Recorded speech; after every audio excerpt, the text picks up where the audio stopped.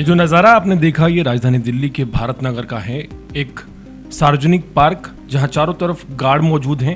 वहां एक महिला जिसके पास में एक पुरुष चाकुओं से घायल कर दिया जा चुका है और वो अपनी जान गंवा चुका है और महिला गुहार लगा रही है कि उसको बचा लिया जाए। ये दिल दहलाने वाली घटनाएं राजधानी दिल्ली से सामने आ रही हैं।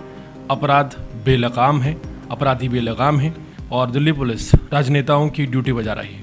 दिल्ली देश की राजधानी, जहां संसद है, सुप्रीम कोर्ट है, बड़े बड़े मंत्रालय हैं, जहां हजारों पुलिसकर्मी सड़कों पर तैनात हैं। लेकिन सवाल ये है कि क्या ये दिल्ली अपराधियों के लिए सबसे सुरक्षित और आम लोगों के लिए सबसे खतरनाक शहर बनती जा रही है।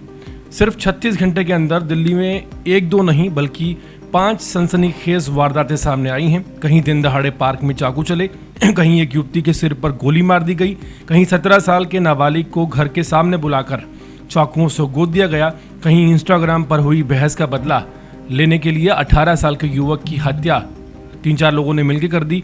इन घटनाओं ने दिल्ली की कानून व्यवस्था पर गंभीर सवाल खड़े कर दिए हैं। सबसे चौंकाने वाली घटना उत्तर पश्चिमी दिल्ली के भारत नगर इलाके से सामने आई। दोपहर के समय करीब 3 बजे पार्क में 30 वर्षीय सुनील अपनी महिला मित्र देवकी के साथ बैठा था। दिन का समय था, आसपास लोगों की आवाजाही थी, पार्क में गार्ड मौजूद थे, लेकिन इसके बावजूद 3 से 4 युवक वहां पहुंचे और दोनों पर चाकुओं से ताबड़तोड़ हमला कर दिया।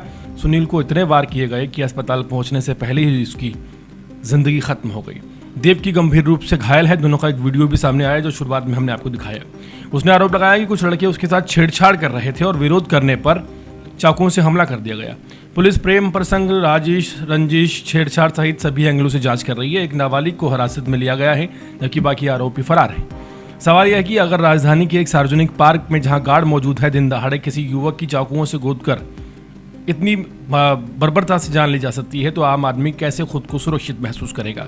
इससे पहले केशवपुरम में 20 वर्षीय ज्योति की हत्या ने पूरे इलाके को दहला कर रख दिया। आजादपुर की रहने वाली ज्योति एक बिल्डिंग में दिन के समय केयरटेकर का काम करती थी जो कि एक जिम थी। पुलिस के अनुसार उसी बिल्डिंग में रात के समय काम करने वाले सौरभ, जो कि चौकीदार है, उससे निजी विवाद हुआ। आरोप है कि बहस के बाद सौरभ ने ज्योति के सिर पर गोली मार दी और मौके से फरार हो गया। तीसरी मंजिल के कमरे में खून से लथपथ एक शव बरामद हुआ। क्राइम टीम और एफएसएल ने मौके पर साक्ष्य जुटाए और आरोपी की तलाश लगातार जारी है। उधर उत्तर पूर्वी दिल्ली के ज्योति नगर स्थित करदमीपुरम इलाके में 17 साल के इंतजार नाम के एक नाबालिग को घर के बाहर बुलाया गया। परिवार का आरोप है कि आरोपियों ने फोन कर उसे बाहर बुलाया, फिर ईंटों और चाकुओं से गोदकर उसकी जान ले ली। घायल इंतजार जान बचाने के लिए इधर उधर भागता रहा, लेकिन किसी ने उसे बचाने की कोशिश तक नहीं की।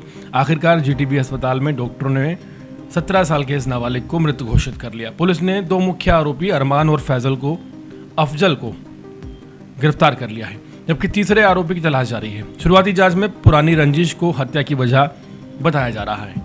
वहीं दिल्ली के पश्चिम विहार वेस्ट इलाके की घटना भी कम हैरान करने वाली नहीं है, जहां इंस्टाग्राम पर हुई बहस ने इतना खतरनाक रूप ले लिया कि 18 वर्षीय कार्तिक की जान चली गई।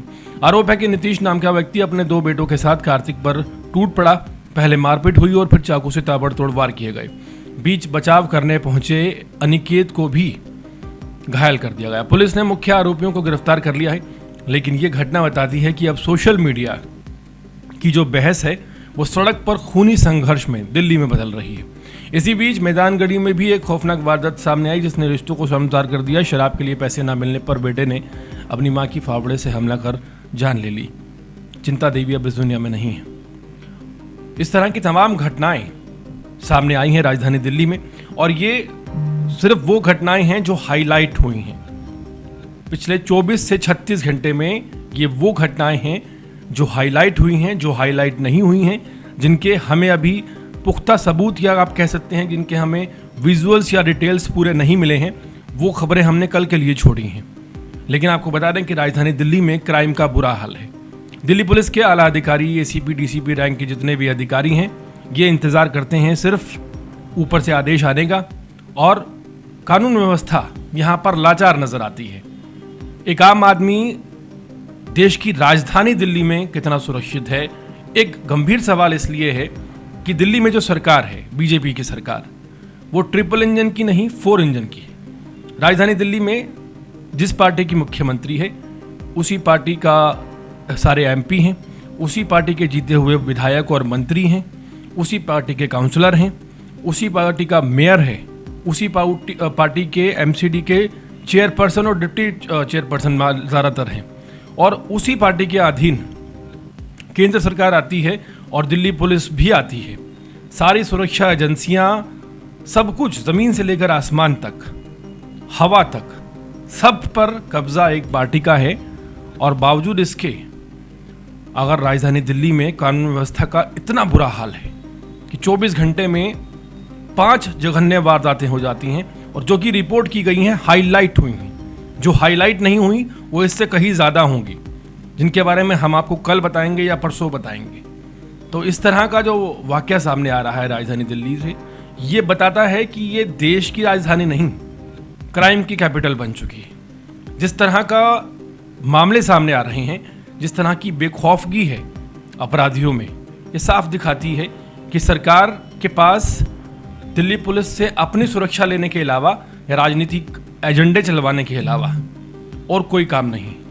फिलहाल पूरे मामले पर सबसे बड़ा सवाल ये है कि अगर राजधानी जो देश की है उसका ये हाल है, तो जो बाकी ज़िले हैं, बाकी राज्य हैं, बाकी जगहें हैं, वहाँ पर कानून व्यवस्था का क्या ही हाल होगा। पूरे मामले पर क्या राय रखते हैं, कमेंट सेक्शन में ज़रूर बताएं।